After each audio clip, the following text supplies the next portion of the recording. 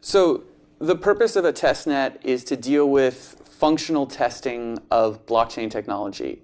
There's a fair amount of coins and cryptocurrencies that just sort of fork an existing technology or throw together their tests. We're taking a more refined approach to actually testing our own technology.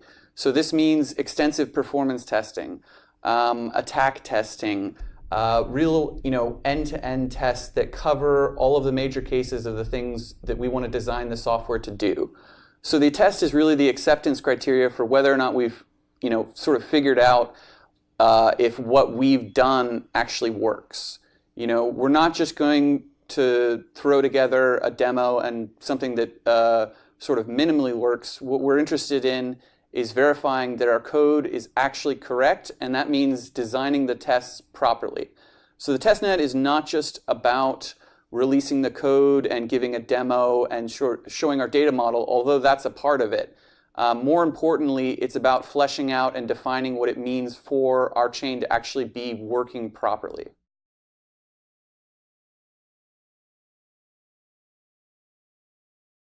So first and foremost, we're officially releasing all of our code, so everybody can sort of see what we've cooked up. So that's number one. Number two, through our actual testnet program that we're doing with Orion, people who are interested in possibly even staking some DAG can start hosting nodes. There's a small process one has to go through just to try and get whitelisted basically. But yeah, just through that process, or even just trying to submit a PR or something, we're going to start providing people with DAG for contributing. So whether or not you're hosting a node or you're actually providing some code, yeah, there's a couple of ways you can get involved right there. Hosting a node basically means just running the actual program itself and connecting to a cluster somewhere. In that case, we're hosting something on a cloud provider that we use for our continuous integration tool right now. But we're going to be hosting a standalone set of some nodes ourselves. That would be the main backbone of the testnet. And then as we want to try and scale that and see how actual users use it, we're going to allow people to join from their own local computer at home. So the goal also is to allow other developers access to our API. So we're going to have extensive documentation explaining how to do the most basic operations, sending transactions, starting a node, getting familiar with Constellation's core development practices and lifecycle. We really want to encourage and foster community adoption. And make sure that developers can get their applications and code integrated from the very beginning with our APIs and our sort of way of setting up and running code. This is very important for CI/CD testing and ensuring that application developers can easily integrate. We want this to be a much smoother process than it is already right now. We don't want people, digging through command line, CLI, and RPC tools. We just want very straightforward and simple API. And we're going to demonstrate this with a dashboard and some visuals that demonstrate what the network is actually doing. Alongside that, we will have statistics and performance summaries showing what happens during network attacks. And that will be all part of our initial testnet release.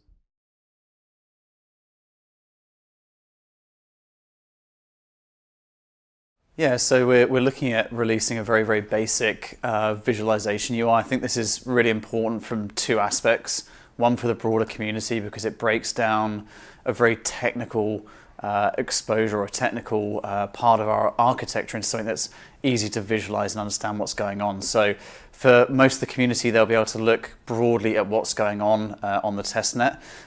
We're looking at trying to do some kind of almost global map view of where nodes are running just on a local cluster, which will be operational when the testnet's up and running. And then from a actual user perspective, anyone that's permissioned to run on the testnet will have a very simple node dashboard, which just gives them some output and some features. And I think for us, actually delivering some working product to the community and blockchain space, having it being open and accessible. So one of the visuals we want to prominently feature is sort of the notion of a block explorer, except for a DAG. A lot of people talk about what a DAG is, and it's very hard to sort of conceptually understand this and visualize it.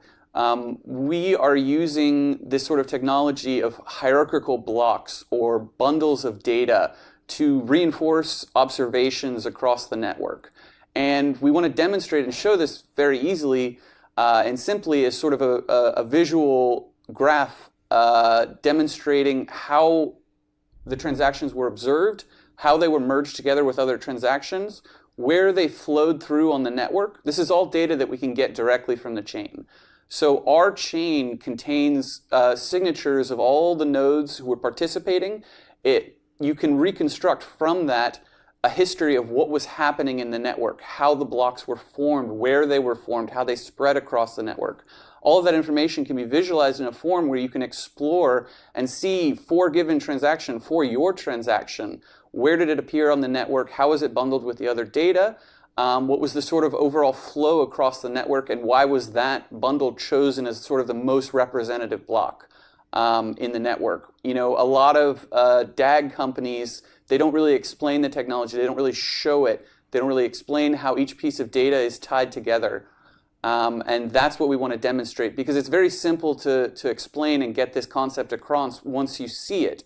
It sort of makes sense intuitively as an understanding of why we're trying to promote these sort of democratic principles of a network where, you know, the network sort of self-organizes and constructs the best piece of data that is representative of what's going on in the network and has the most trust behind it.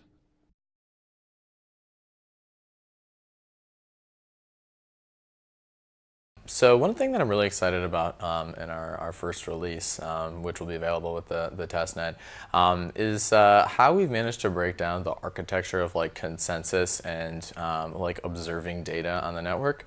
So sort of similar to other like DAG-based approaches, you know, we get away with not having to perform consensus every time by cross-referencing observations of data. And what we've done is found a way to sort of parameterize, if you will, or almost, God, I don't know what the phrase would be, but basically, like, we found a way to scale the actual like performance of a node from like an integer value level by creating these things called a cell, which is an execution context for witnessing and signing data on the network. So what's really cool about that is, as you want to try and increase the like performance of your node, or like how much your data you're processing, you just increase the cell count. So that means that as you're actually running a node, there are multiple different cells, including possibly other protocols that are cells with a different interface than the Constellation protocol. And each one of these cells can talk to one another. So what's really cool is that as someone's actually launching a node, one doesn't think about your node as being like one individual like device that's performing one like linear stream of, you know, observations, or like this linear stream of like signing of data that it's doing. It can spin up as many of these processes as it wants. And not only that, in the future, we can have these things spin up protocols other than Constellation, which would allow for people to create like parachains and yeah, all that kind of jazz.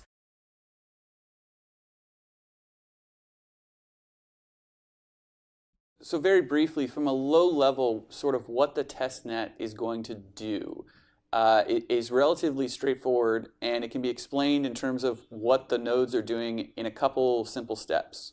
So nodes are essentially using probabilistic facilitator selection based on the previous history of the chain, based on everyone's reputation, to determine who should sort of take their mempool and package it together into a new bundle proposal.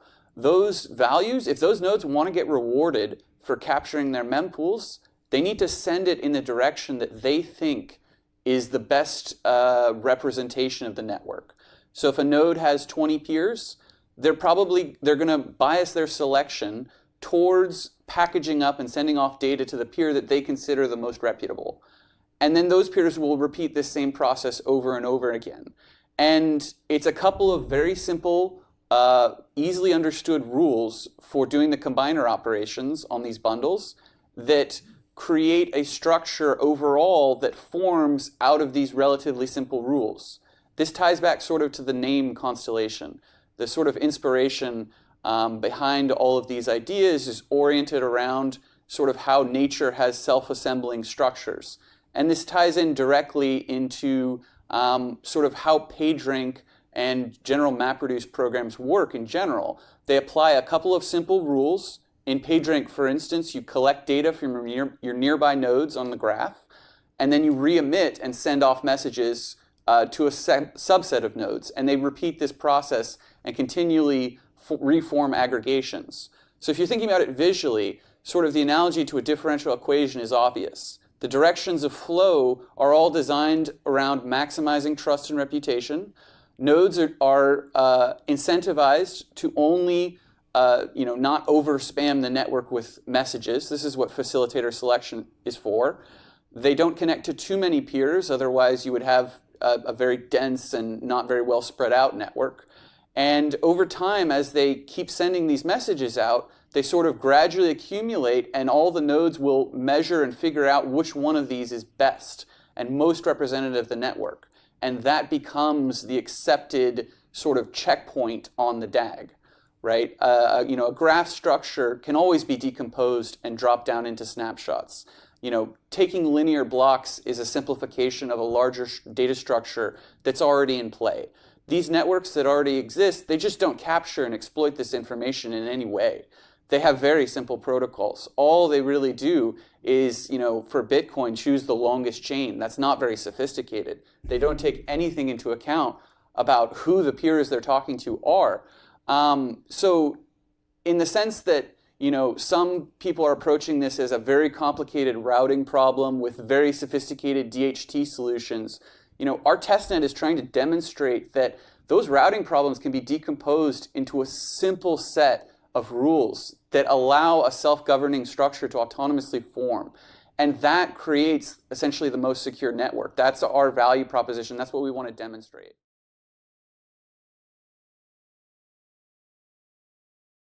Okay, so the main sort of three goals of Constellation testnets I can kind of break down into these three sort of points. So first and foremost, it's sort of social proof of what we've been talking about for some time. The community has been extremely enthusiastic and sort of behind on board with what we're doing, which we really truly value. To bring a vision and a network like this to life, we have to have a really highly engaged and trusted community. And that sort of is trust between what we're talking about and the ability to actually be able to deliver that. So bringing out the testnet, it is really the first sort of social proof of what we're doing. Wyatt and Ra are working on some really kind of complex theories here and bits of technical innovation while being simple at the same time. And we really want to kind of roll this out as a really good foundation for people to understand on a fundamental first principles level what it is we're building. So that's number one. Number two is to really kind of engage the community with like a visualization. So Ra was saying that once you see these networks visualized, and I for myself certainly know this having kind of come from a background in physics, once you see networks visualized, it becomes a lot more intuitive to sort of see how these things work, the flow of transactions, the kind of ordering and the topology that kind of comes out of like these different sort of environments, and being able to visualize that and sort of see what's happening on the network. We're looking at building a visualization at the moment we codenamed Horizon, as if you're looking from a space station back on the world, which will just show that the map, the global topology of nodes, which we small to start with because we're only running small clusters initially, but as that grows, people can see new permission nodes coming onto the network, understand how the throughput is being changed, understand how when we do simulated attacks, the network sort of dynamically responds. So being able to actually see that live is going to be really critical as number two. And number three is really developer engagement. We really want to start off with a few core outside developers that can run a permission node and start sort of giving us feedback and getting to know the core team. And as we kind of move through the actual life of the testnet, we will add more and more slots and spots sort of incrementally as the network becomes more stable. And really over the long term, sort of a year of developing the testnet, we're looking at really kind of simulating, doing research and development. And when we come up with some sort of theory for like an economic model, we can actually put that in practice on the testnet further down the line, understand how people behave. We'll be cross-chain with our DAG ERC20 token. So you'll be permissioned by staking DAG on Ethereum, and that will allow you also, as we evolve the testnet, it will mean that we can give rewards for people running permission nodes as it becomes more and more complex. So social proof, actually being able to kind of show the state of the testnet and how it's performing. And then number 3, engagement of developers. We want to build that developer community around us, get people starting to build in parallel, understanding what the underlying sort of data structure is, how our APIs work. And while it may not all be there to start with, getting people early access to that and opening up to the community is like vital for the sort of success of the project.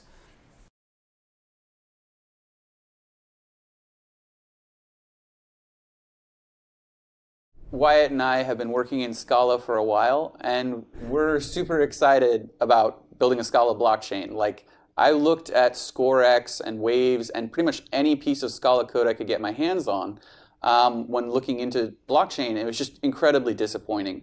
You know, I've told so many people who are in the blockchain and Scala space, and I meet these people and I'm talking to them, and they're like, "You're using Akka and Cats and Algebird, and you know, this is exciting." Like, it's really hard to sort of encapsulate all that and find people working in these interesting libraries. Like, Scala has become sort of incredibly popular among functional programming and people trying to do higher order mathematics and translate math research into actual code. We're going to be using Algebird. We're going to be using a lot of libraries from Twitter and the MapReduce and Spark and Scala community. And to me, that is one of the biggest selling points.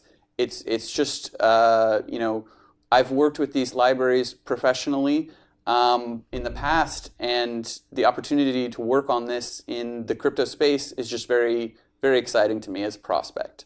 I feel like we're using a lot of interesting Scala libraries and functional programming abstractions that are just not done very well right now in the space, and I think that's going to bring a lot of value. Since we had the room to do so, we spent the time and energy that we had available to try and create something as truly dank as possible, and to use these libraries and these actual like industry-leading approaches to functional programming, like Cats and Algebird, and just like the real dudes who really know how to build a damn Bloom filter. We use their shit, and it was really cool because in a lot of times you don't really get to try and build something that's fundamentally cool from the ground up. And we think that this actually, by applying or just using these frameworks, and frankly just a functional code base in general, this is really going to teach people how to build their own blockchain. When you actually break down and see in my code base like that, one of these execution contexts is created through one recursion scheme, and that recursion scheme is parameterized by 2 things called an algebra and an F algebra. If you modify those 2 things, you pretty much modify the dynamics of your protocol, and voila. If you don't want to change the actual data structure, there you go. You've got your own blockchain. It's pretty cool how really just the recipe to creating like a clean code base and a legit blockchain was actually just functional programming principles. Yeah, and just to add to this as well, which I think is really interesting, is specifically with Wyatt and Raul working together, like Wyatt with his background of really fundamentally grasping like first principles academic research, looping back into sort of your comment, Raul, about this framework like Scala and all these other libraries being used extensively for commercializing research. You'll notice we have this flow in engineering from Wyatt sort of theorizing and coming up with these very, very fundamental principles of the mathematics behind the blockchain, and then flowing through into kind of our commercialization with Rala, like how does that then get taken, broken down into one of these frameworks where it can be executed. And using Scala is like the ideal framework for everything we're theorizing and everything that Wyatt's kind of putting forward in a lot of his papers and a lot of his concepts. And this is all coming from first principles. And we have this great framework to actually build that in, and you guys are all going to see that, and it's really, really exciting. Yeah, it really surprises me how Ethereum has jumped all over this MapReduce train. They use that phrase all of the time, and yet the most popular current MapReduce implementation, which is the intended replacement for Hadoop, is Spark, which is written in pure Scala and using functional programming. And Spark is hundreds of times faster than Hadoop and has all sorts of massive improvements, and is used widely in the community. It's essentially the most popular replacement for Hadoop. And Ethereum and these others are trying to adopt techniques from MapReduce without actually using any of the language, the libraries, the conventions, or the common practices.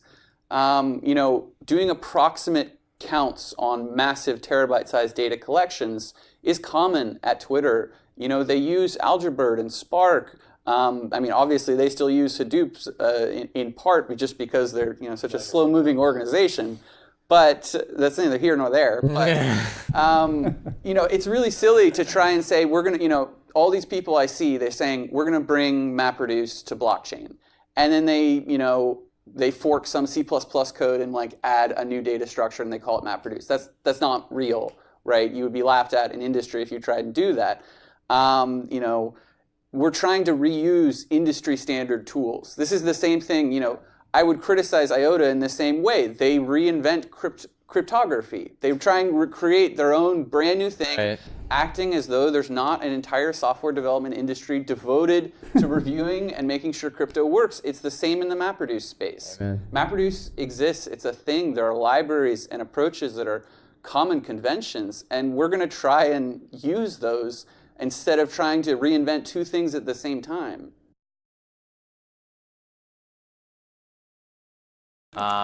Yeah, guys, it really means more than the world that there's a lot of people out there who believe in this dream, and us as well. I guess there's us too. But as we were finally opening things up and getting to our V1, honestly, the greatest gift that we can ask for is for people to try and get involved. I'm more than excited. Honestly, the most exciting thing on my horizon is to see the kind of people who come out from the developer community and try to submit some legit code, and also try to even build their own parachains using our stuff. So I'm just really excited to see you guys step on out in action, and yeah, welcome to the team.